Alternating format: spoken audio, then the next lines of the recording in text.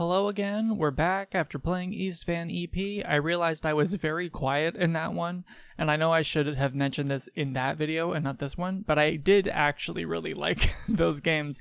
I was just rendered speechless by them. Words could not suffice. I'm still speechless when I think about how to describe what it is that I played in those. But we're not talking about that anymore. We're talking about this one.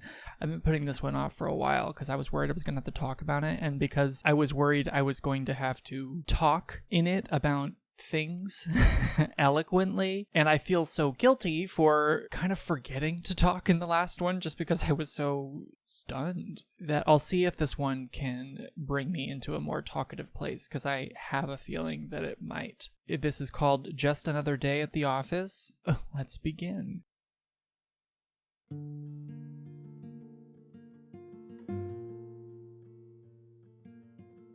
Okay, let's look at the help. Just Another Day at the Office, a game by Working Class Games. How to scroll this readme. Move the mouse to the bottom of the screen to scroll down. Okay, cool. Controls, you move around with the arrow keys and attack by pressing the spacebar. You have 2 weapons, Molotov cocktails and a flamethrower. Use control to switch between them. Both share the same ammo, which is convenient for you. With the G key, you can spray graffiti. The F key toggles between full screen and windowed mode. I don't need to do that. Blah, blah, blah. Options menu screen. Music on off, adjust difficulty. Click on the save button to save. When you start the next game, there's a load button on the start screen. Click the switch button to switch weapons. Story. One day you are sitting in your office, and it suddenly hits you.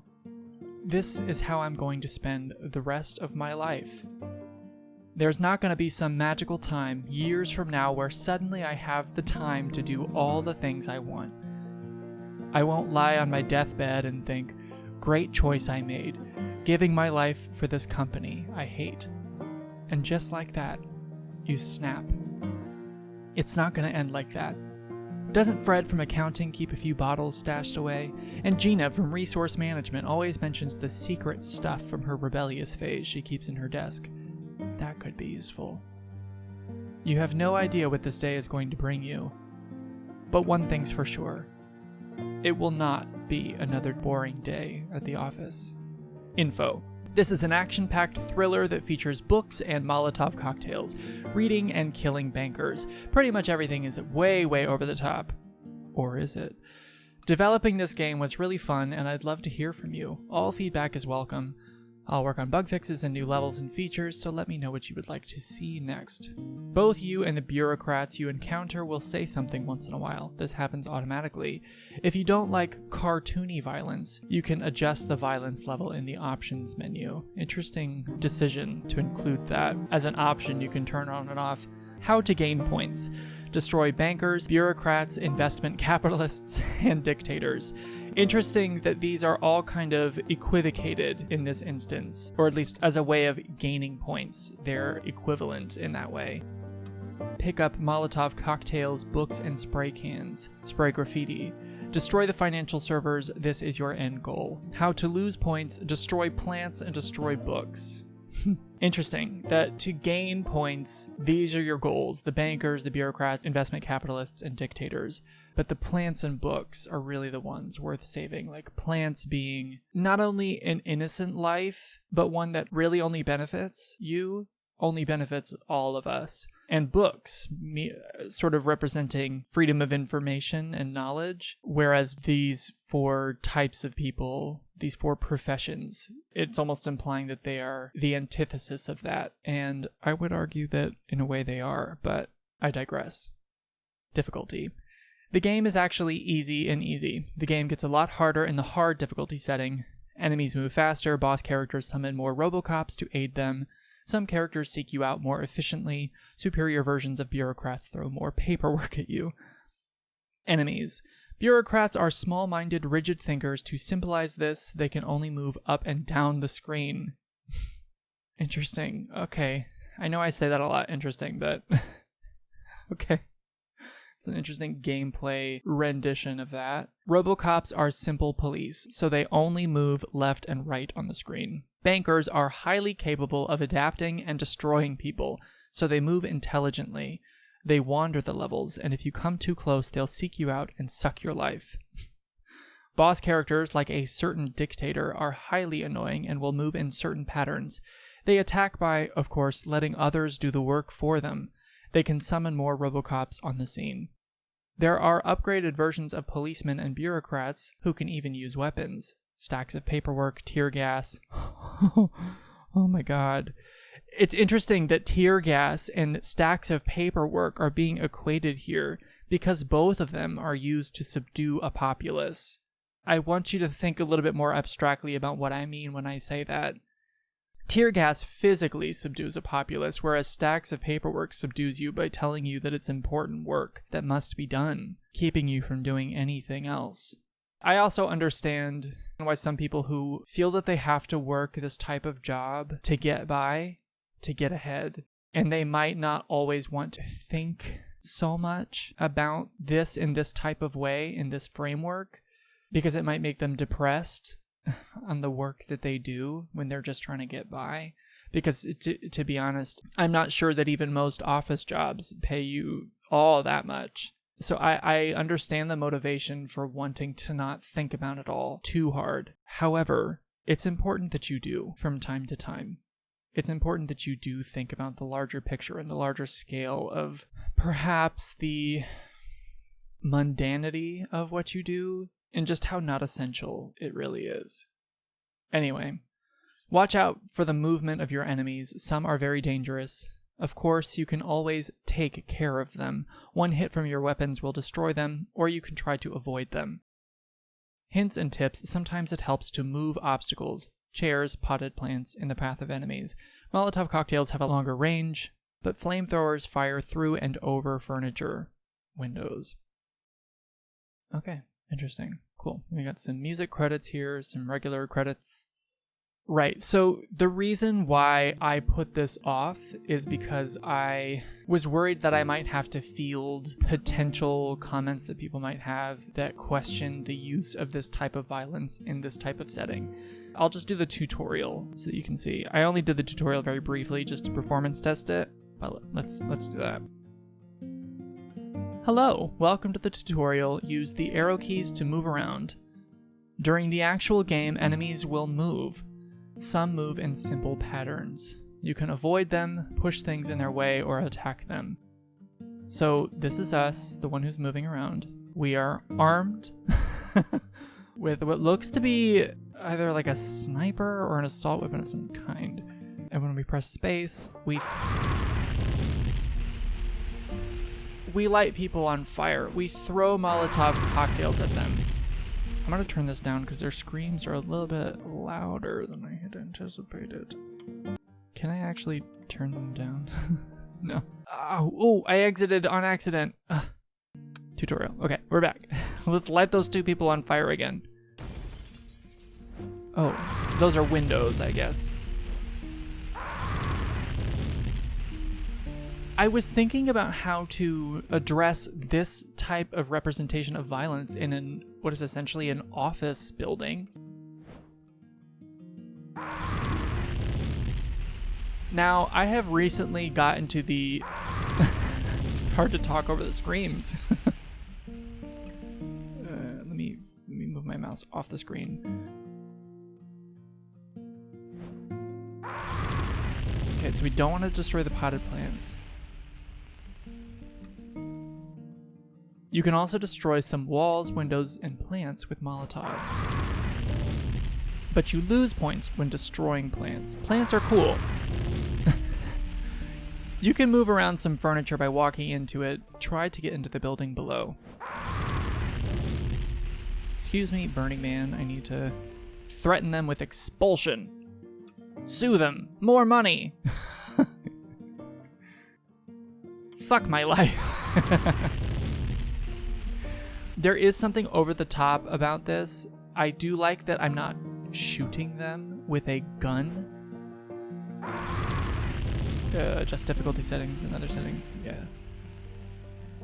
If I were shooting them with a gun, I think I would have a problem with this. The fact that we're all racists here, the police are saying that. Am I still human? It's like, oh, the cop's on fire. There is no cure but the fire. That's what the descriptive text says down there at the bottom. So the fact that we're throwing Molotov cocktails and we happen to have, what does the ammo say, 35 of them? And I can switch between a flamethrower or a Molotov cocktail. I think, ooh, what did I just blow up? Walk in this doorway to end the tutorial and start the real game.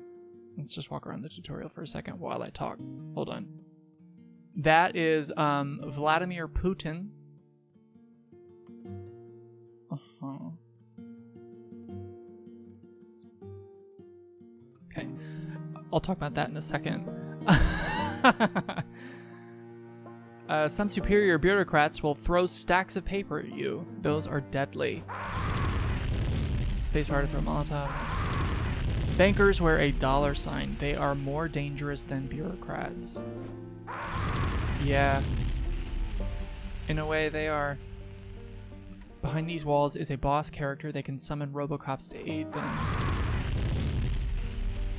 So how do I get behind this? Ah, okay. I want to destroy this banker. The banker is reduced to a pair of smoldering shoes. The fact that the type of violence that we're doing is just so unrealistic and over the top, and that these are such caricatures of what these people are, like, new day, same shit, just hit them. I serve me. That's Vladimir Putin saying that. Is this all there is? I don't feel so great. Assassinate political opponents. It's go back to your country. I hate my job. Kill me, just kill me. And then earlier I saw rebels come. Remember when we beat up those sods? I'm afraid of fear itself. Protecting the rich.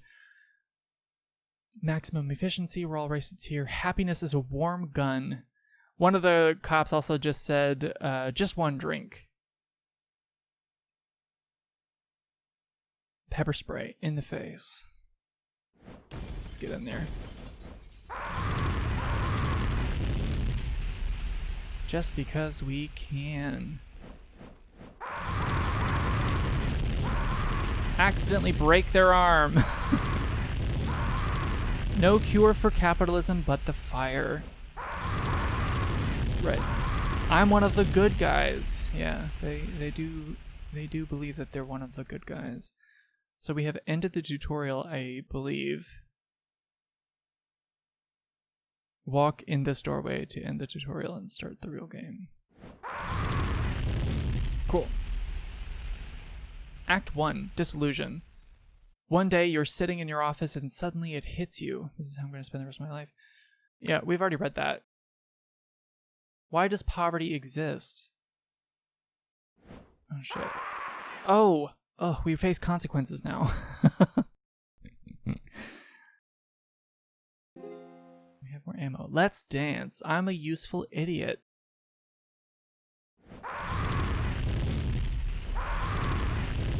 Yeah, the bureaucrats don't chase you. Oh, stacks of paperwork. Ah! Did you put that in the report? So what was I going to say about this? It's really hard to talk about what it is that this game is doing while doing it. So I said, we'll pay you after the job. They only care about maximum profits. This is such an over-the-top representation of what this game is saying that it's violence as symbolism, not advocating for violence. I think there's a huge difference, and you need to know the difference. I was discussing this when I was talking about this drag queen here in Chicago. She did a performance to, I guess, sort of protest against Trixie Mattel's very ableist Halloween performance. And in that protest performance, she has a Trixie Mattel piñata, and she not only hits it to break it open, but she also invites audience members to hit the piñata to break it open. And there were some people in the comments saying things like, this isn't a way to protest Trixie's performance. You can't advocate violence against her, and I think that's completely mischaracterizing this person's art. Can you remain sane in an insane place?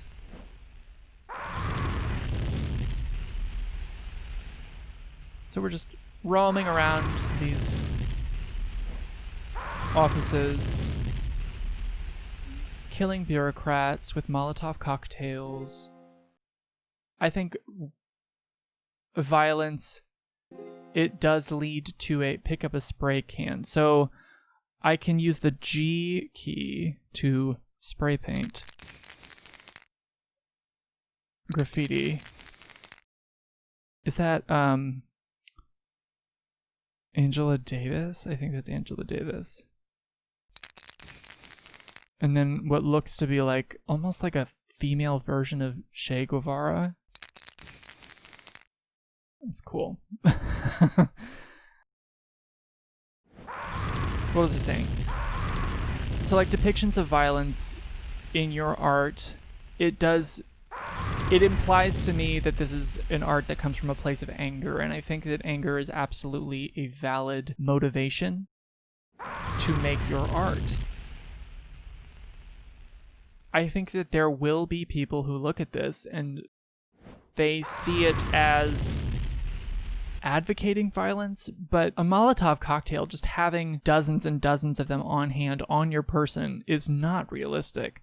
Like, this is already kind of goofy. These bureaucrats and bankers are saying caricaturistic things. They don't even walk. They're just like little JPEGs of people. None of this is particularly realistic. I think I might feel differently if this were like a first-person shooter perspective, three-dimensional graphics, photorealistic quality. Act 2, Rebellion. I'm tired of passive acceptance. I want to fight the system. I don't know how, but I can try. I will learn better ways while trying. Let me do my part. Let's play a game. Press R to read a book.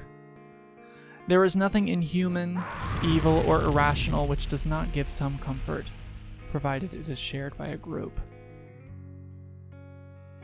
Interesting. Oh, you browsed through one of your books.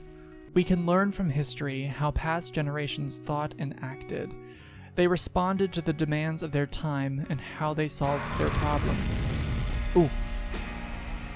We can learn by analogy, not by example. For our circumstances will always be different than theirs were. The main thing history can teach us is that human actions have consequences, and that certain choices, once made, cannot be undone. They foreclose the possibility of making other choices, and thus they determine future events. Beyond the barricade, is there a world you long to see? Drink crocodile cola, the drink that devours you.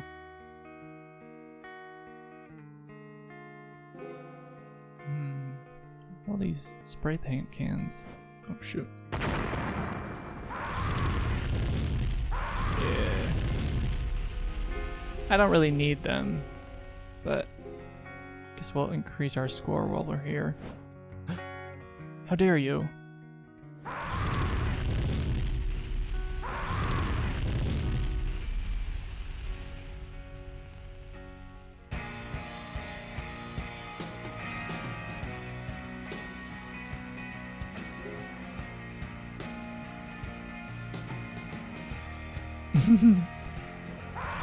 Yeah, once the cops see you, they run. Books, not crooks. Regular practice of dialectic materialism is good for the body. Is that what that said? Let's collect some books. Oh yeah, so many books. Oh shit. We have some lives left. I accidentally ran into them. And even though that I'm saying that I'm describing why I don't personally take an issue with this type of depiction of violence in a corporate workplace. This is essentially domestic terrorism. I am fully aware that there's perhaps going to be somebody who is going to take an issue with this. I would point them to, well, I have a hard time believing that people who play games would take an issue with this, just because games have a history of depicting violence in them. Pretty gruesome violence sometimes that doesn't serve a political point to be made. A lot of games in their use of violence is, I hate to say it because it feels reductive, but it is the shock value of it. They tend to do that a lot. And a lot of games, modern games, with their depiction of violence, their goal is to make it photorealistic. They research and invest dozens of hours in people to making it as realistic as possible.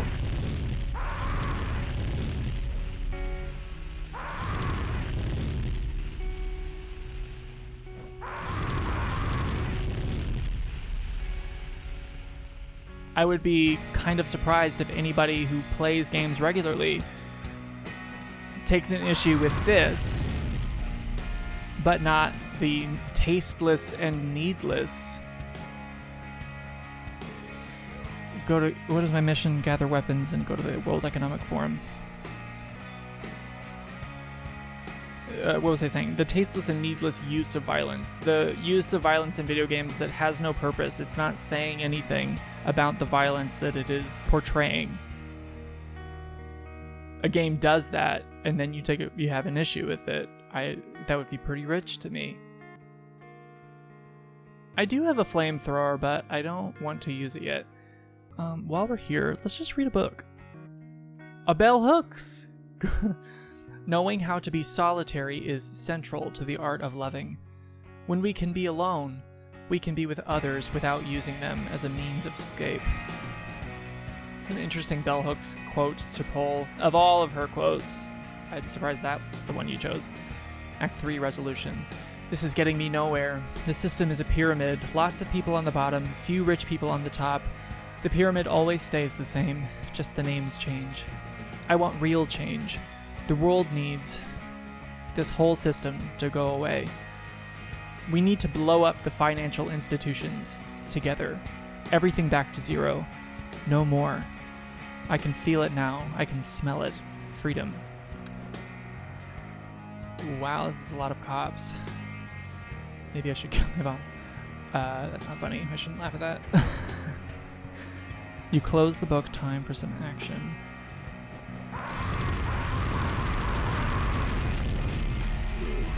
So let's eliminate some of these in this line. I have no ammo. I have run out. I probably should have used my flamethrower to hit multiple of them at once.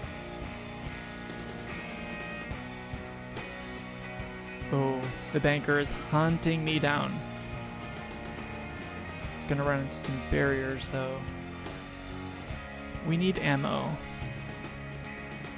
Where can I find ammo? Ooh. Yeah, I shouldn't have... Oh no. I shouldn't have used my ammo on the cops. I should have just used it for the financial servers. It's interesting that this game was made in 2014, and... Ooh, let's push a plant. Let's strategize. Let's push a plant to block off these cops. Yeah. Oh no! Yeah, we did it. Ooh. Oh, get out of here. This game was made in 2014. Sorry, I keep getting distracted. And yet these same problems still exist. We still have an issue with trying to disrupt these pyramids of wealth. These people who have built a system where they acquire wealth, and for what? I knew I was gonna die there. I had no choice. Oh, I have one ammo. I better use it carefully. Ah! Oh god, I think I'm gonna lose. Ah.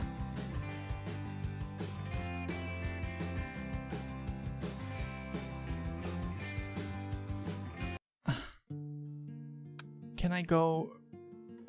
Damn. Maybe I just need to like save ammo. I'm also just like trying to think of a way to summarize these points while I play this game. Oh, paperwork.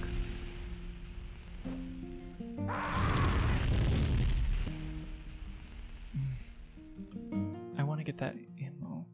I see it there behind the plant. Yeah.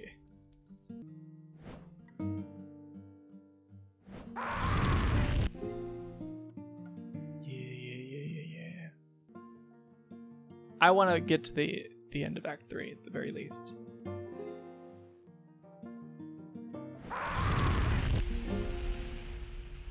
But what was I saying? These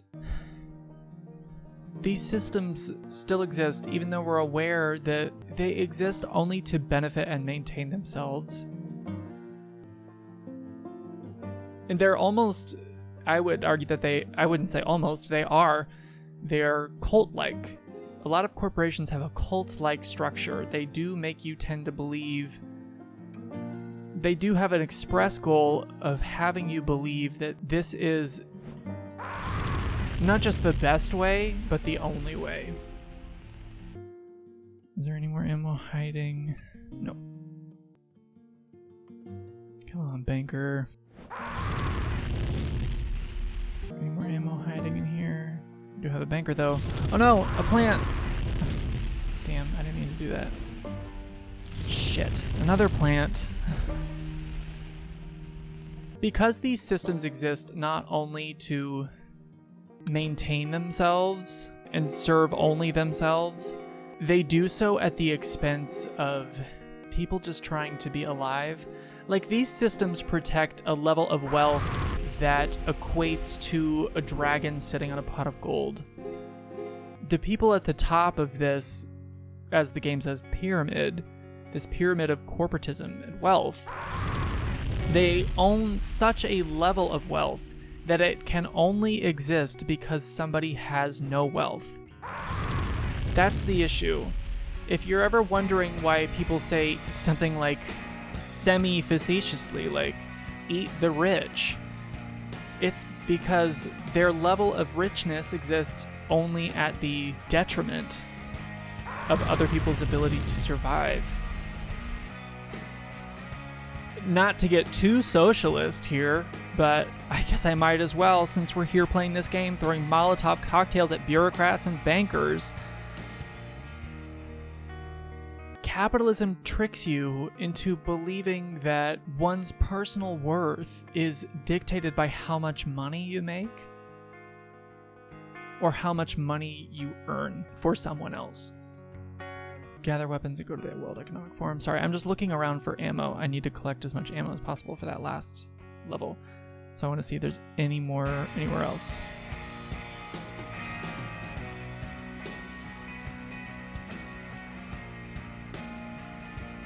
Oh, I see some ammo over there.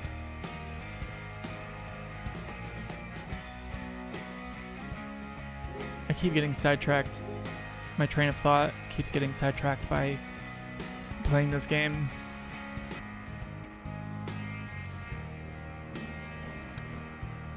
We're getting to the point where the level of wealth is so concentrated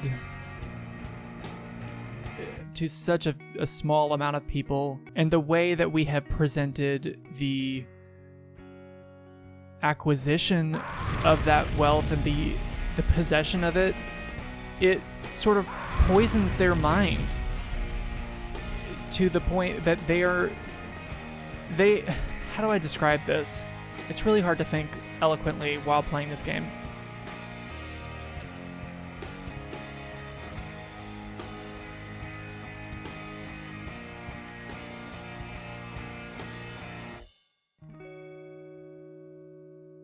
The ultra wealthy are so disillusioned by what it means to be that wealthy. Shit. Yeah, line up, bankers. Line up. Ooh, yeah, using a flamethrower is a bit more ammo efficient. Yeah.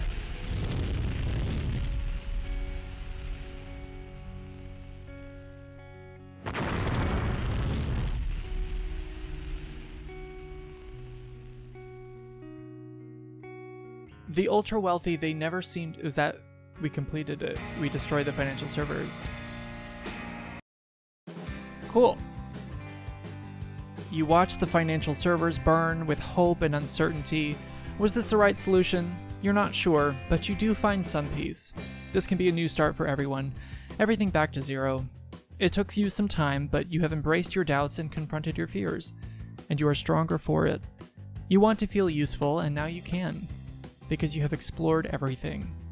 You are now free to walk the first steps of an unknown path. Enjoy your life.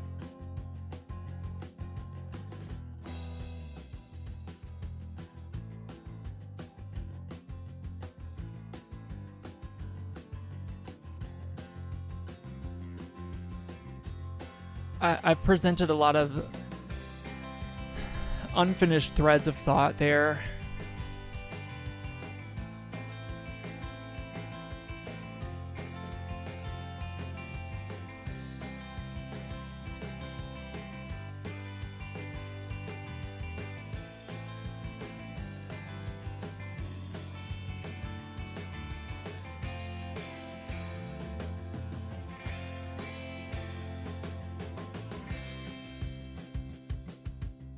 That's it.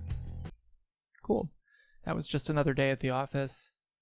It says, Just Another Day at the Office is a light-hearted action game with musings on the meaning of work. You play the role of a disgruntled office worker, years and years in the same boring office with the same boring jokes and the same paperwork. You feel your mind is slowly dying. What are you doing it all for? Is this all there is to life? Bureaucrats talking. And suddenly you snap. This is not how it's going to end. That's how it starts. Let loose, you try to escape the office using whatever weapons you find, which means constructing Molotov cocktails from whiskey bottles and robbing the art department of their spray cans for some redecorating. Along the way, you'll get confronted by police, bankers, and finally maybe even save the world or fail miserably. You can even take a break from the action to watch people in the world talk or think and read a few books. I didn't actually like the implementation of the books part. The game didn't really present an opportunity to read them in a way. It didn't show me what I could read. I would have liked to be able to select what books I would read, you know? That would be nice. And of course they weren't books, they were just quotes. But still, I just think that that part of it could be implemented in a way that wasn't stressful. Like I didn't have to like watch for enemies while I was looking for books. This is Working Class Games. They have another one called Riot, Reclaim the City. It's a strategy game where you play as a group of poor, working class, and queer people. The city has neglected your neighborhood. The cops are attacking you.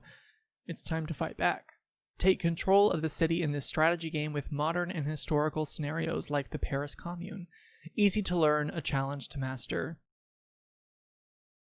Interesting. Oh, I like this. This is really cool. I'm gonna follow them. Oh, damn. Okay. So the Just Another Day at the Office came out in 2014. This is brand new. So it's still in development. They published it May 14th of this year, and it's still in development.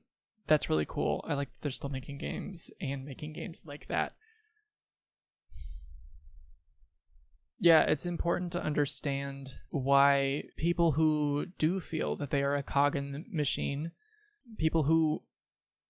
those who feel that they're a cog in some sort of corporate machine, they're right. They are. And if they feel disposable, they are. If they feel that they are working so that others don't have to, if they feel as though they and their coworkers are the many who work and bust their ass for the few to not work or barely work at all, they're right. They are that. It's a system. Any good cult exists to maintain the power of its leader. Have you ever noticed there's no cult in the world, if you ever like follow cults, there is no cult whose leader is an equal to the cult members. They're the leader, and they have access to special privileges. In a way, capitalism is the same. It's a cult. Those who benefit the most want you to believe that this is not just the best way. I said this earlier. It's not just the best way, it's the only way. And I think when people start talking like that, like I just did, I hear a lot of conservative points saying, well, are you talking about socialism? Name me one instance of socialism that has worked in the world. Or something to that effect, where they really get trapped in the cogs of what they believe the rules of socialism to be. They lack such an imagination. I'm not really sure. Usually when I hear that as a counter argument, it isn't done in good faith. You want to maintain the status quo. You hear that a lot lately with this discussion of racial equality, this sort of co-opting of the message of disrupt the status quo, where you hear corporations say things like that. Corporations branding the sentiment of disrupting the status quo. Another part of disrupting the status quo would be disrupting the corporations who have now attempted to rebrand that rebellious sentiment. Like, that includes you too, Nike. You know? Shit like that. The counter argument is always, find me one instance of socialism that has worked in the real world. In American politics, politicians like AOC or Bernie Sanders, I mean, I have my own just like smaller issues that I have with Bernie Sanders, but not really policy-wise. It's more just like him. I just don't like him. But the concepts are there. You have to wonder, if we are the wealthiest country in the world, why do we have poverty in it? Why do we?